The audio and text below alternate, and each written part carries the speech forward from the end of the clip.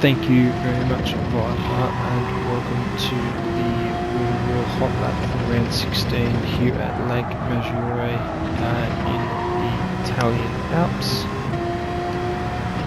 Coming through the final corner down, start finish straight. Turn 1, fairly aggressive and fast braking into this left-hand turn. Your braking marker is sort of anywhere between the signage just above us, right up through to the flag post on the right hand side, the electronic flag post, getting your turning done fairly late as the barrier on the right hand side ends. Continuing on, we want to run the left side wheels over the top of the curbing to the left hand side, keeping the car in the middle of the track. Your next turning marker here for turn 2, just as the final few grid spots appear, keeping the car in the middle of the track, and again turning into the apex nice and early, aiming to get the right side tyres over the yellow concrete to get your turning done. Now it's a long 180 degree right hand turn, you've got to wait on the throttle not to go too early, as the wheels will spin up on corner exit, causing oversteer.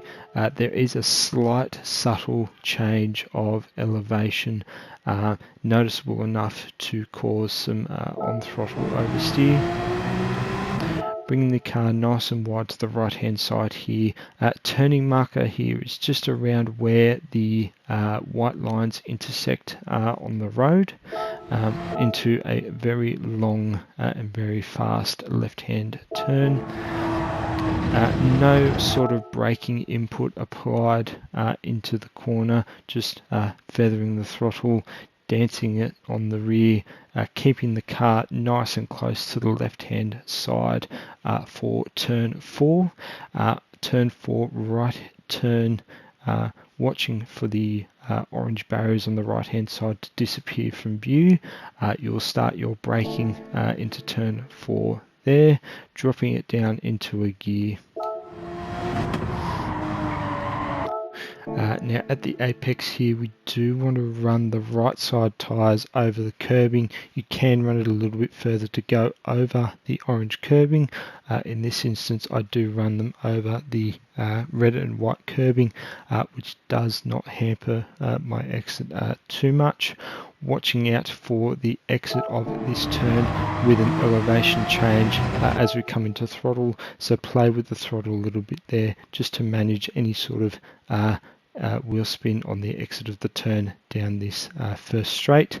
Can run the car nice and wide on the left hand side, keep it to the curbing, can go a bit further over, but does hamper your speed down the straight here. Now coming up to turn 5, a very long double, almost triple apex in my run. I'm getting some of my turning done nice and early, just at the yellow concrete just ahead of us, doing a slight turn to straighten up the corner. I am aiming my car towards the orange barrier just in the foreground, where the Mobile 1 signage also starts as well. Braking just as the concrete ends on the left hand side. It is also just as when the first sector marker does pop up as well. Again, nice and straight into the braking zone. It's sort of hard to grasp a marker for turning here in this corner, so you sort of just got to feel it for when you feel the turning point is right for this right hand turn. Again, just running a little bit further out, and then now doing all my turning to the right hand side, again aiming my right side wheels for the red and white curbing. Corner exit just up here, you can run the car out wide to the curbing on the left hand side. You can also keep the car tight on the right hand side as well, just to run the car straight through the middle of the road to set up for the next turn.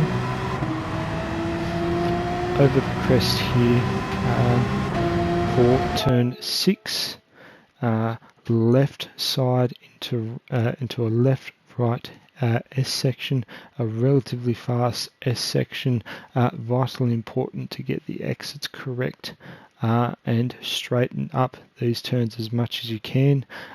Getting your braking done again quite early, right as that curbstone sort of starts just a little bit further forward, turning in on that curbstone, dancing on the brakes to bring the rear of the car around, dropping it down a gear. Nice and early to the apex. We want to get the left hand side of the car over that grey mesh on the left hand side. And on the right here, you want to run it nice and straight, or as straight as you can, to keep the minimum speed up through this sector. You can run the right side tyres over the tarmac, but again, be mindful of the surface changes from tarmac to grass. And same here with the left hand side again. You can run over that concrete as much as you like, but be careful not to drop the left hand side wheels onto the grass. Drag the car out to the right hand side here, running the line of least resistance up through this sector.